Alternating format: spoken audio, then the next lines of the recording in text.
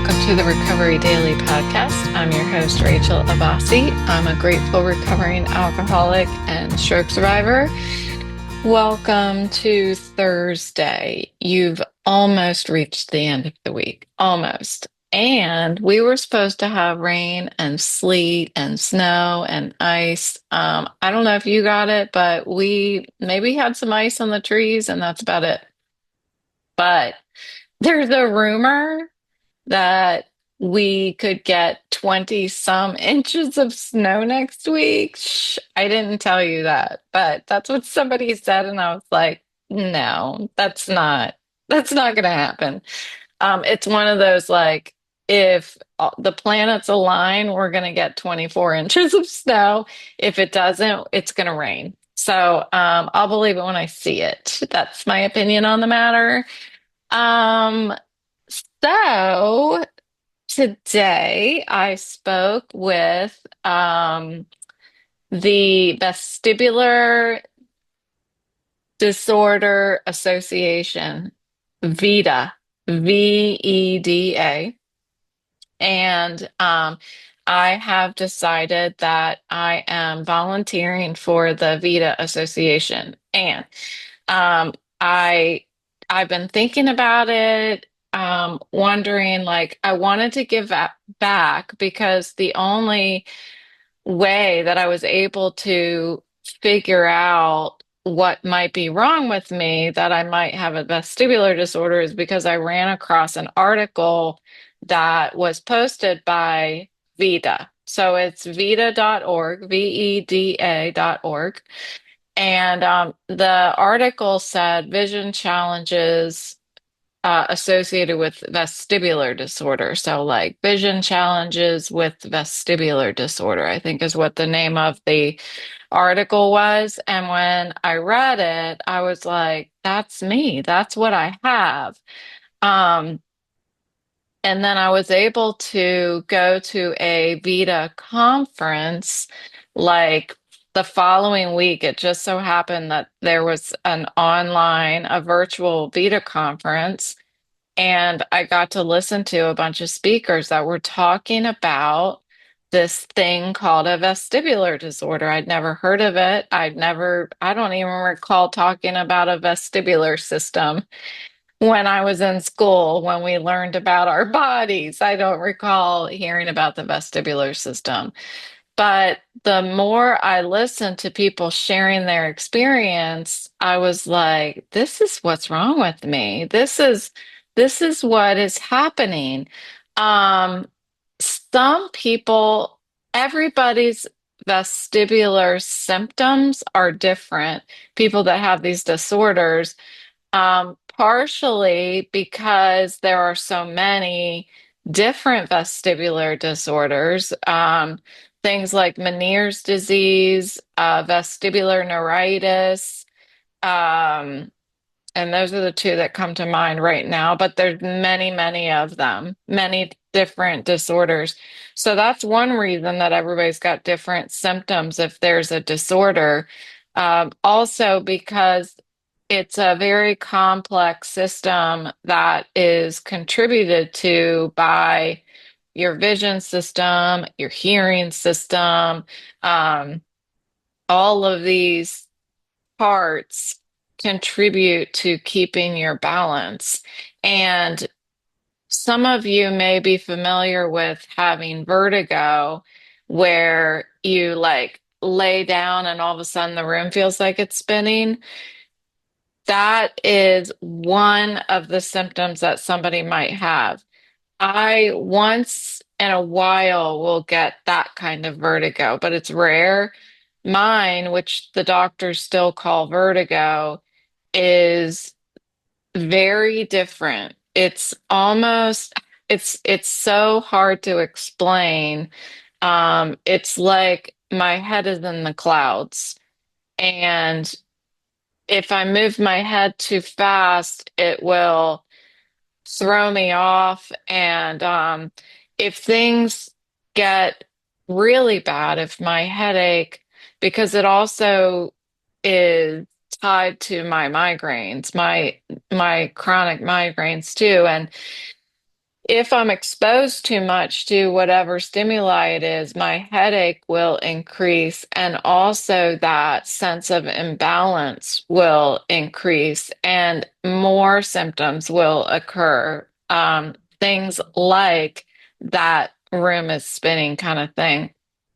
There's one thing that I do experience that I've run across, it's called like drop syndrome or something, where I'm like either standing while it doesn't matter what I'm doing necessarily, but it's like all of a sudden it's like I'm gonna fall out. But it only is like an instant.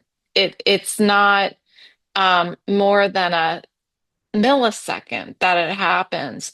And I've noticed a couple things online about it called like drop syndrome or something like that.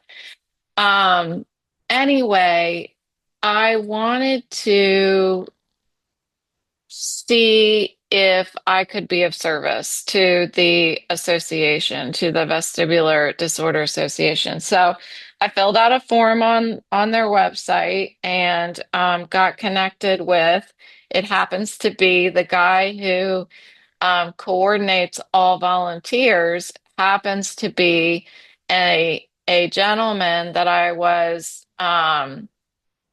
recommended to talk to after the or during the vestibular conference.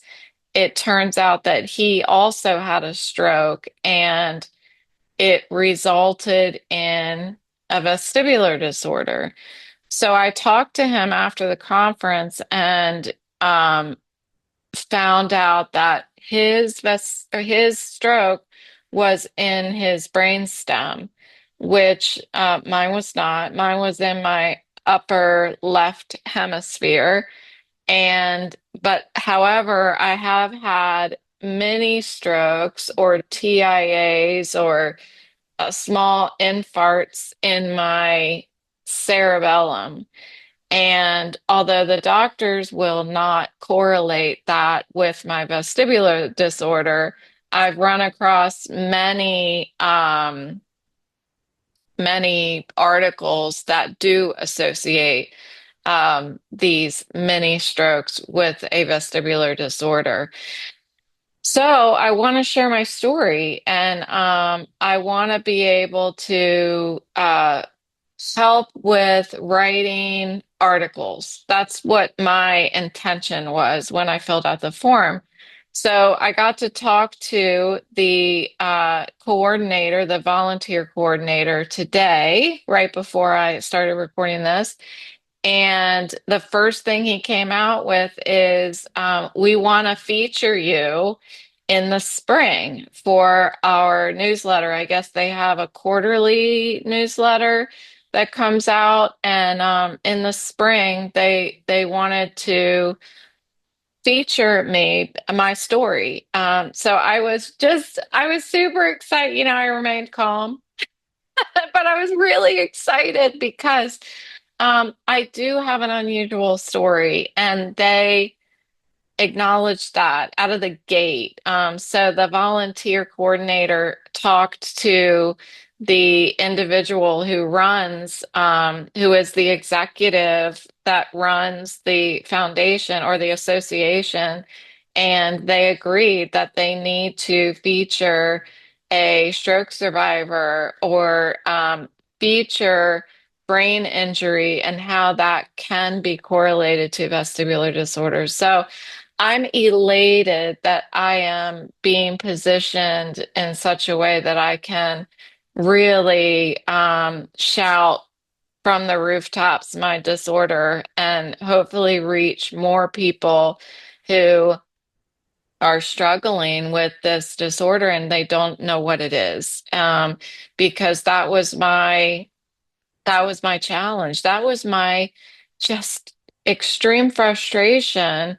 My The wall between me accepting what was happening and just sinking into a depression. Like I couldn't get past, um, I need to know what's wrong with me in order to accept that this is a disability that I'm going to have for the rest of my life. And if I can help somebody else reach that point, then I absolutely it's worth it. It's worth it for me to volunteer and put forth some energy towards the Vestibular Disability Association. So I'm excited about that. I will also be signing I don't know, to be a vestibular and an ambassador for the Vestibular Disorder Association. And that will entail me being able to push the message even further. So I will be doing some episodes that are solely focused on my vestibular disorder so that I can push that over to their association and they can do what they want with it and we can partner up to try to get the message out. So I'm excited. I know you guys are excited for me because you're always my biggest cheerleaders to help me spread the message, help me um, help others. And I'm just grateful that you hit play today. I always say that, but I am that gratitude is constantly just growing because I just wouldn't be able to feel as hopeful as I do each day without knowing that I have somewhere to go and I get to share my story, my daily story about my recovery. And there's somebody who's listening. You are listening, so thank you so much. The topic today, I wasn't quite sure how it all tied together, but it usually does if I just start talking about it. So um, something that so when I was in my meetings this morning, I was what I was hearing is play the tape forward. Um, it was, my sobriety meeting, so I was hearing in the reading, being able to, if you're, what the story said is, looking at a bar in the evening at night and seeing all the lights on the inside and seeing the, people drinking their glasses of alcohol can look so inviting. But to be able to play, to look through the night and see the morning is crucial when you are an alcoholic. And what that translates to me is the importance of fast forwarding the tape so that you can get past those temporary emotions of excitement for what could be, like romanticizing the drink, and be able to get past that to the more the devastation that just one drink can cause. Um, and then as I was listening more like into my second meeting, we were talking about having gratitude for what we have experienced rather than being sad that whatever it is over. Okay. So somebody mentioned the quote, don't cry because it's over, smile because it happened. And then after that, I got off the call and I saw an update on Instagram that one of my friends' um, English bulldogs passed away last night, yesterday. I don't know what time of day. Yesterday. And him and I always talk about our bulldogs because I have a bulldog and he had two bulldogs and he's had bulldogs in the past. Anyway, this dog passed away after 11 years. And it would made me so sad. And the first thing I thought of was the last thing that I wrote on my remarkable tablet after my meetings was don't cry because it's over, smile because it happened. And he responded, I sent him a message and I said, I'm so sorry to hear about Winston. Winston is the name.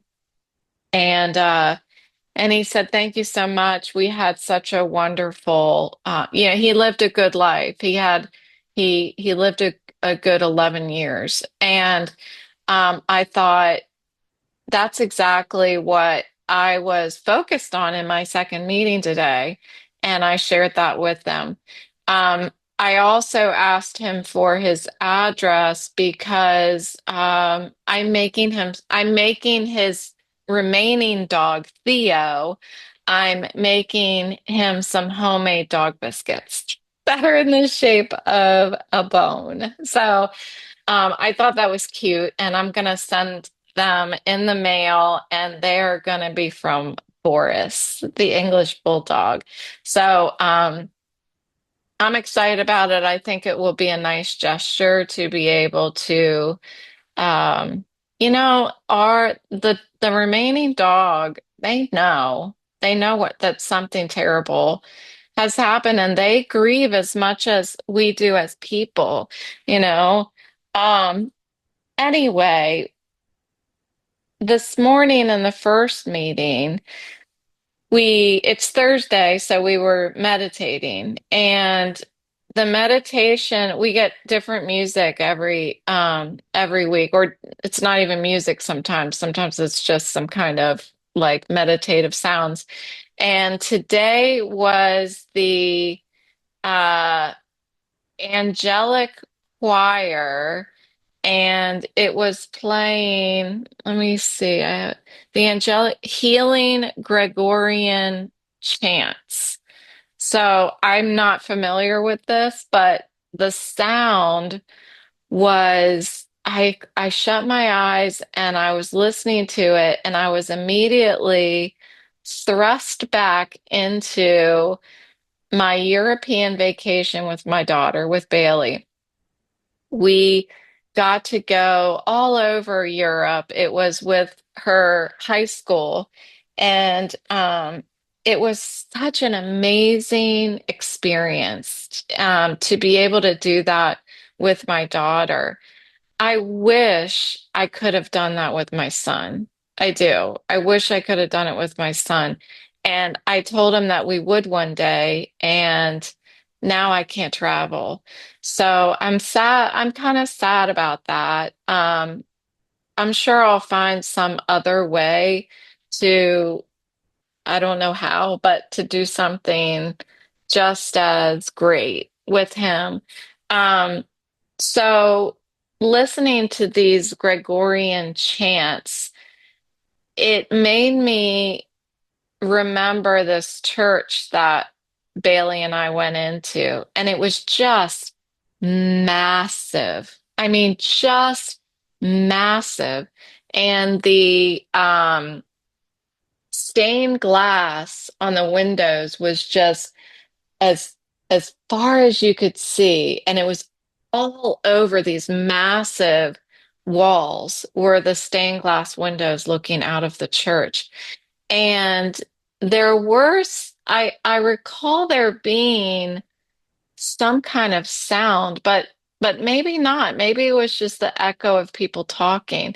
It was quiet, but those chants, like it sounded like a choir just singing in this gigantic church. And that's where I was for the 10 minutes that we were meditating. And that's what meditation is supposed to do. It's supposed to transport us somewhere, whether that is somewhere deep within us, which in a sense, that's what that was. It was a memory deep within me that I couldn't have fully engrossed myself in if I hadn't been sitting there with my eyes closed with nothing else bothering me and listening to the sound of this choir.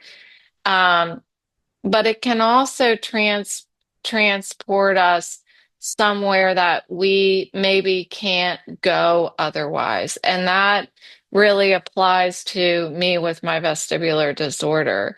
Um, there is an incredible amount of gratitude that I feel today because I was able to go there, because I was able to close my eyes and remember the feeling of being safe inside that big gigantic church and the feeling of having Bailey standing next to me and the feeling of I wonder what else we're going to get to see today. Like there was just that moment, uh, more than a moment, it was like a period of a day, a time frame during a day that I got to revisit was really such a great experience for me today.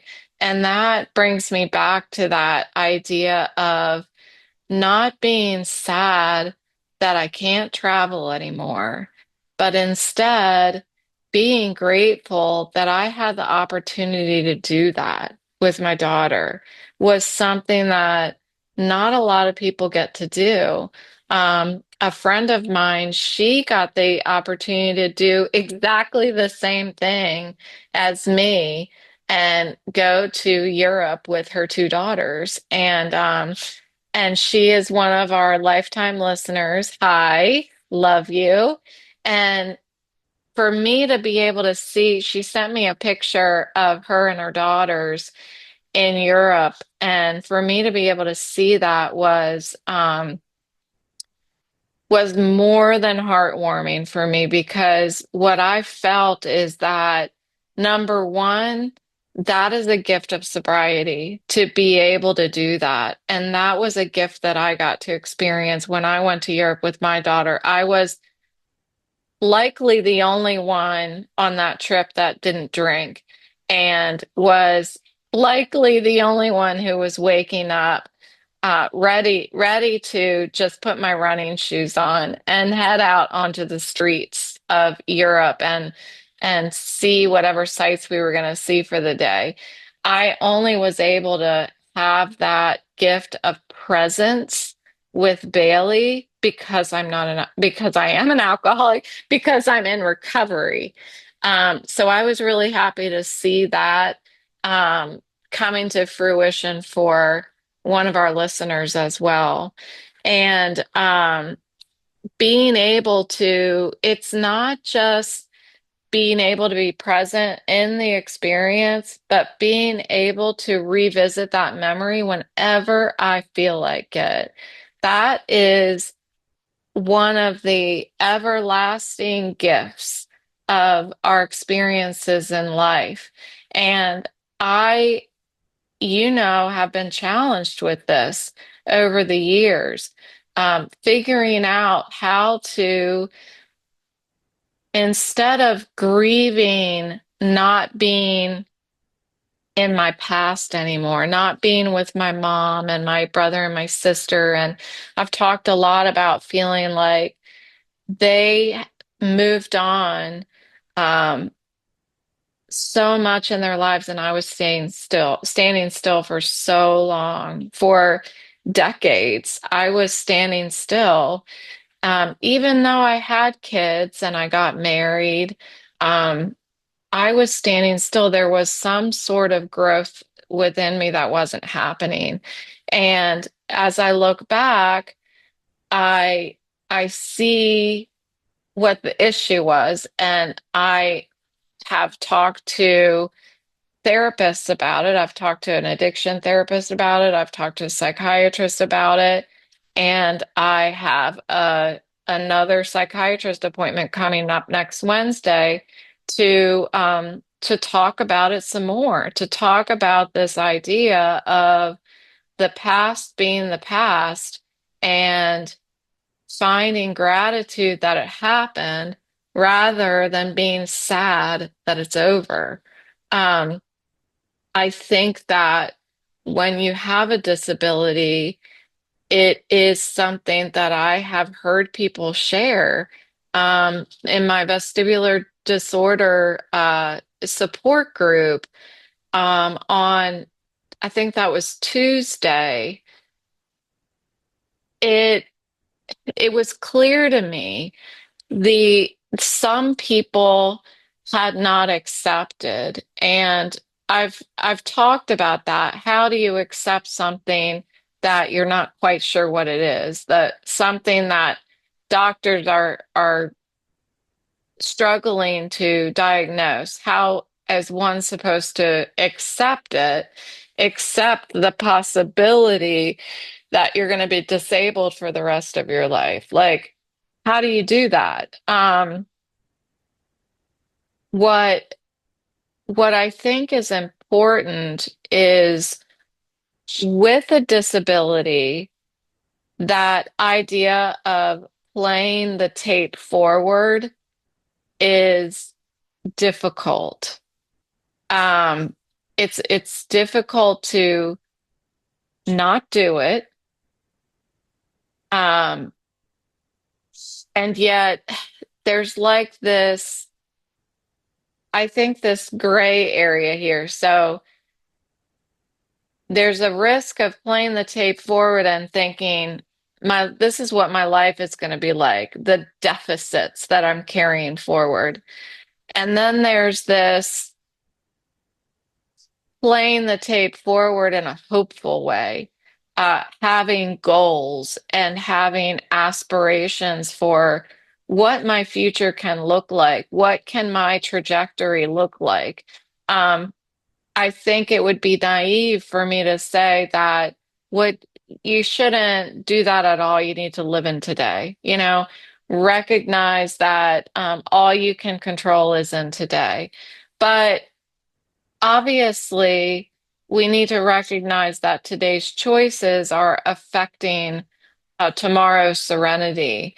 And that's one of the reasons why I reached out to my psychiatrist again, because when I start trying to play the tape forward, um, which is something that consequentially I need to do in a lot of ways, um, that I've learned to do because of my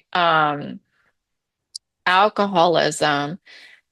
When I start trying to do that and it starts taking it falling into the ditch, if you will, then I got to do something about it, because it means I'm starting to feel like hopeless. Like I don't see a way that my life can be joyful.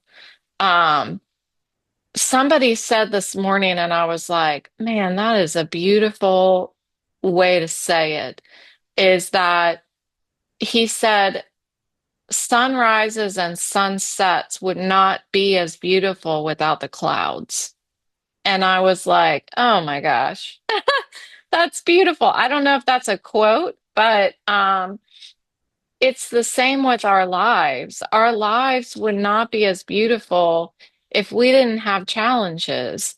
It's just the truth. And so, in order for me to be grateful for today, it's a mix of things. It's like I need to accept where I'm at, accept the disability that I have now, um, but also see that my mind went blank again. Sorry. Man, it's been all week this week, hasn't it? That's okay. You guys are dedicated, lifelong listeners, so you just bear with me. Um, so, in order for me to be grateful for the present, I need to accept my disability. And I also want to recognize that what I do today is going to influence my next move tomorrow. Like it's almost like the next right thing. When I do the right thing today, when I make sure that I record, it crossed my mind for a second. Maybe I have an excuse to not record today. And I know that that is the the wrong next thing. So I am recording now knowing that when I'm done, I'm going to be grateful that I did, if that makes sense. Like, um, I want to choose actions that not only keep me present and keep me working in the present moment with what's going on between my ears, but also what's going to lead like a domino effect to the next right thing tomorrow. And because I have been doing things like, for example, reaching out to my psychiatrist, I consequentially, I don't even know if that's the right word, reached out to Vita and decided that I want to volunteer. Um, each next right thing leads to the next right thing. And those actions are encouraging me. It's like I'm rooting for my future self. So think about what is it, because I'm going to do this today. What is something that you have been sad about losing? I'm sure that there's something. I can't be the only one. I'm not unique. I can't be the only one that can pretty easily identify something that I'm sad is over. I can instantly think of a million memories with my kids being in middle school and high school and elementary school and babies, all of that. And think it makes me so sad that that's over. So, what I need to do, if I can so easily identify that, I need to figure out how to reframe being sad that it's over with being grateful. It's more than gratitude. It's being just filled with joy that that was a gift that I received in my lifetime. And when I say it like that out loud, it becomes that. So just like drinking and romanticizing that, looking at that bar in the middle of the night and seeing the warm lights coming and the drinks flowing and everything and being able to look at it and be like, that looks really inviting. But pausing and looking through the night into the morning after, just like that, when I'm facing something that makes me sad, my depression wants to invite me in. It's like, that looks like a comfortable place to go. But I need to see through that darkness to see the morning after, to see the light afterwards. Everything that I'm going through, and this is something that has helped me so much in remaining positive and taking action, is that I know that when I am suffering, when I'm sad, whatever it is, I know that there's another side to it. I know for sure there's always another side where there is a beginning to something, there is an end to something. And my depression my sadness, my struggles, those are no exception. They, just like they have a beginning, they have an end. And so if I can see through that to the other side, I'm more likely to get there sooner and with more ease. So that's my kind of spinny theme today, but it was really helpful to me. Hopefully, it was to you as well. So tune in for more information about all of the stuff that I'm doing. I'm trying to get more involved while also making sure that I'm very uh, aware of my symptoms and all of that stuff. So don't worry, I'll try not to go overboard. You guys know I'm an overachiever. But I'm happy today. I'm happy, I'm hopeful. I still have symptoms. I have them every single day. Um, and I just live anyway. I figure out how to live anyway. And that's not so bad. So that's what I'm gonna do. So Boris and I are gonna pack up our homemade dog treats for his friend that he never met, but somehow they're related, right? Because they're both English bulldogs. So we're gonna pack up some little homemade treats and send them off to Winston's brother who has been left behind, and send all of our love to my friend who lost his puppy yesterday. So thank you for listening, and I'll talk to you tomorrow.